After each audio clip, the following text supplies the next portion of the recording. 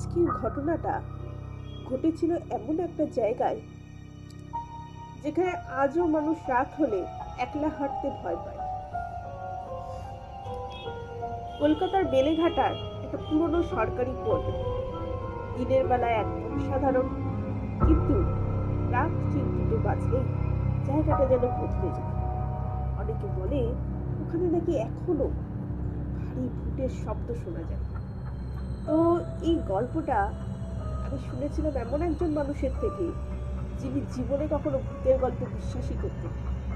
আর আজও তিনি এই একটা কথাই বলেন, যা দেখেছি সেটা ভুল হতে পারে, কিন্তু যেটা অনুভব করেছি সেটা একদম সত্যি।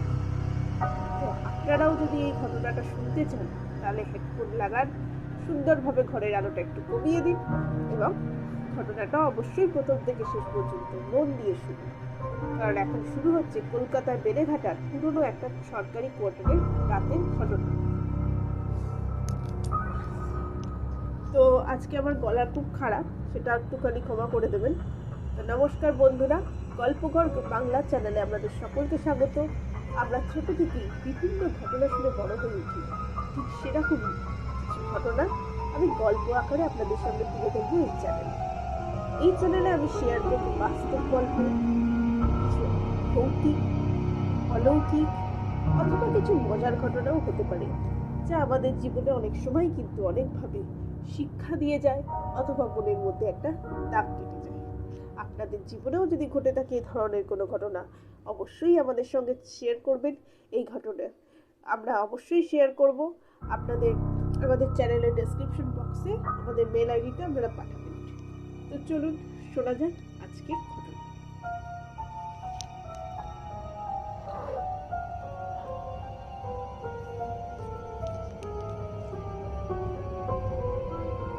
তো এই যে ঘটনাটা আজকে আমি শেয়ার করব, এটা কিন্তু আমারই এক দিদার কাছ থেকে আমি শুনেছিলাম। মানে দিদার ছোট ভাই যিনি, উনিও আমাদের একজন দাদুই বলতে পারেন। ওটা ওনার জীবনে কিন্তু ঘটেছিল। তো এই দিদিমার যে ছোট ভাই ছিলেন, তিনি খুব সাধারণ এবং খুব চুপচাপ স্বভাবের ছিলেন। ভূত প্রেত নিয়ে কোনো গল্প বা ভয় দেখানো এইসবের সাথে কিন্তু কখনোই তার কোনো সম্পর্কই ছিল না। যেদিন এই ঘটনাটা দিমা আমাকে বলেছিলেন, তো ওনারও কিন্তু মুখটা দেখে আমার মনে হয়েছিল যে তিনি বেশ ভয় পাচ্ছেন। তো চলুন কি হয়েছিল জানা যাক। তো তখন অনেক বছর আগের কথা এটা, তাও ধরে নিন না আজ থেকে প্রায় বহু বছর। দিদার ছোট ভাই যে সময় আর কি কাজ করত, তখন হয়তো আমাদেরও সেভাবে জন্ম হয়নি। তো আমাদেরও অনেক পুরনো একটা ঘটনা দিদার মুখ থেকেই শোনা। তো ঘটনাটা ঘটেছিল কলকাতারই বেলেঘাটার এলাকার একটা কোনো পুরনো সরকারি কোয়ার্টারে। উনি পুলিশ লাইনের দিকেই ছিলেন আর কি, উনি পুলিশেই চাকরি করতেন। তো ওই কোয়ার্টারটা একটু ভেতরের দিকে ছিল। অনেকগুলো কোয়ার্টার তখন খালি পড়েছিল, কয়েকটাতে ধরুন তালা ঝুলছে, কোনোটার জানলার কাঁচ ভাঙা, আর কিছু কোয়ার্টার ছিল শুধু অন্ধকার। এই ছিল ওই কোয়ার্টারের বিবরণ। তো চাকরির কারণে ওই দাদুকে আর কি, আমি দাদু বলেই বলছি, ওই কোয়ার্টারে একা থাকতে হয়েছিল প্রায় 1 বছর। তো দাদু ওই কোয়ার্টারে গিয়েছিলেন প্রথম চাকরি জীবনে। শুরুর দিকটা বেশ ভালোই শুরু হয়েছিল। তো দিনের বেলা যেটা ছিল, তো সবকিছুই কিন্তু খুব স্বাভাবিক ছিল। যেমন বাস, অটো, দোকানপাট, মানুষজন সবই ছিল। মানে এমন নয় যে জায়গাটা খুব নির্জন প্রকৃতি বা কোনো মানুষ থাকতে পারবে না, সেরকম কিন্তু কোনোভাবেই ছিল না। কিন্তু রাত নামলেই যেন জায়গাটা একটু একটু করে বদলে যেত, রাস্তায় আলো কমে যেত। আর বুঝতেই পারছেন যে এটা এখন বহু বছর আগের ঘটনা। এখনকার বেলেঘাটা বলুন, কলকাতা বলুন, এত ডেভেলপ তখন ছিল না, তাই না? তাই জন্য এটা যখনই রাত নামতো আস্তে আস্তে মানুষজন আর কি চলাফেরা বন্ধ হয়ে যেত, আলো কমে যেত, বড় বড় গাছের ছায়ার মতন কিরকম যেন দাঁড়িয়ে থাকতো। একটা অদ্ভুত নীরবতা যত রাত গভীর হতো নেমে আসতো। তো যাই হোক, শুরুর দিকে তিনি এগুলোকে অতটা পাত্তা দেননি, এগুলো খুব নর্মাল মনে হতো না। তো আস্তে আস্তে বেশ কয়েক সপ্তাহ ভালোই কাটছে। তারপরে তিনি একটা অদ্ভুত ব্যাপার লক্ষ্য করতে শুরু করেন। রাত ঠিক 2টো, প্রায় প্রতিদিন যেই রাত্রি 2টো বাজতো, ঠিক সেই সময়টাতে ওনার না হঠাৎ করে ঘুমটা ভেঙে যায়। তার ঘরের দরজার সামনে দিয়ে যেন একটা ভারী বুটের শব্দ টপ টপ টপ টপ করে শোনা যেত। আর খুব হালকা শুনতে পাচ্ছে সেটা না, বেশ ভারী জুতো পরে যদি কেউ ধরুন হাঁটে, যেরকম শব্দ শুনতে লাগবে ওখানেও কিন্তু ঠিক সেরকমই লাগতো। তো প্রথম দিন তিনি ভেবেছিলেন হয়তো কোনো নাইট ডিউটি হবে, কোনো পুলিশ হয়তো নাইট ডিউটি করছে, কারণ পুলিশ লাইন ছিল, বা কারোর কিছু দরকারে, অনেকে তো রাত্রিরেও ডিউটি করে না, তো তখনও ওনার বোধহয় রাত্রিরের ডিউটি ছিল না, পরে হয়তো হয়েছে। তো যাই হোক, প্রথম দিন তো যাই হোক, দ্বিতীয় দিন তৃতীয় দিন প্রায় প্রতিদিনই এরকম করে না 2টো বাজলেই একটা শব্দ হতো। এবার যেটা বললাম আপনাদের, উনি যে খুব ভূতের গল্পে বা ভূতের ঘটনা বা অলৌকিক কোনো কিছুতে বিশ্বাস করতেন তা কিন্তু একদমই ছিল না। তো যাই হোক, এবার কৌতূহল একটা হচ্ছে যে কিসের শব্দ। তো একদিন উনি শব্দটা শুরু হতেই ধীরে ধীরে দরজার কাছে যান, দরজাটা খুলে বাইরে যান। কিন্তু সেইভাবে কিন্তু তিনি কাউকে দেখতে পান। পুরো করিডরটা ফাঁকা ছিল, হালকা বাতাস ছিল, কোথাও একটা কুকুর ডাকছিল, কিন্তু কোনো মানুষ ছিল না। তো যাই হোক, প্রথম দিন কৌতূহল হলো, উনি দেখলেন।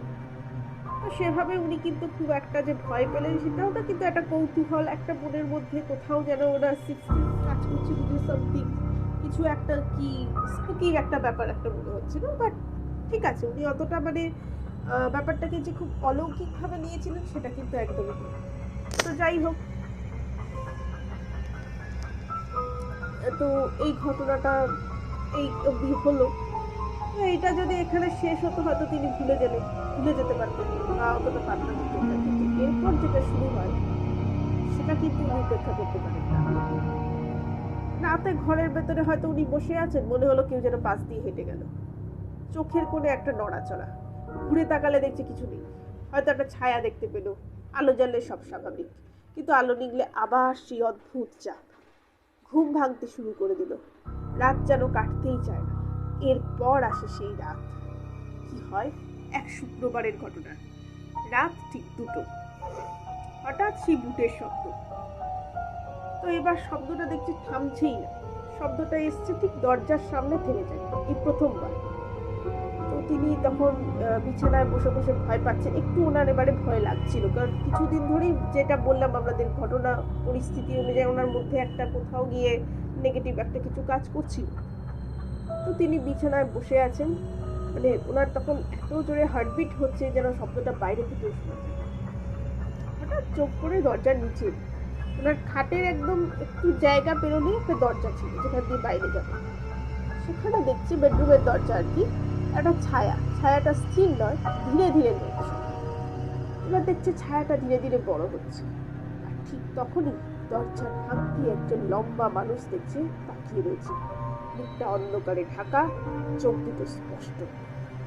ভাবুন একদম, একদম স্থির, পলক ফেলছে না, কোথাও কোনো কথা নেই, কোনো শব্দ নেই, শুধু তাকিয়ে রয়েছে। কয়েক সেকেন্ড পরে জাস্ট ওনার চোখের সামনে ছায়াটা ধীরে ধীরে সরে যায়। উনি তো সঙ্গে সঙ্গে দরজা খুলে বাইরে বেরিয়ে আসেন, কিন্তু আর কিছু দেখতে পাননি। সেই রাতে ওই ঘটনা দেখার পর উনি তো প্রচন্ড ভয় পেয়ে গিয়েছিলেন। যাই হোক, কোনো রকমে উনি ঠাকুর নাম করে, ঠাকুর জপ করে রাত্রিটা তো কাটিয়ে দেন। পরদিন তিনি পাশে একটা পুরনো বাসিন্দার সাথে কথা বলেন। উনি সমস্ত ঘটনা তাকে খুলে বলেন। সব শোনার পর লোকটা খুব অনেকক্ষণ শোনানো চুপ করে যায়। তারপর তিনি যেটা বলে যে কোয়ার্টারে আগে একজন পুলিশ অফিসার থাকতেন। একদিন নাইট ডিউটি থেকে ফিরে হঠাৎ তিনি নাকি মারা যান। তো সেই লোকজন বলে ওনার ভারী বুটের শব্দ আজও শোনা যায়। সেই দিনই তিনি সঙ্গে সঙ্গে কোয়ার্টার ছেড়ে চলে যান।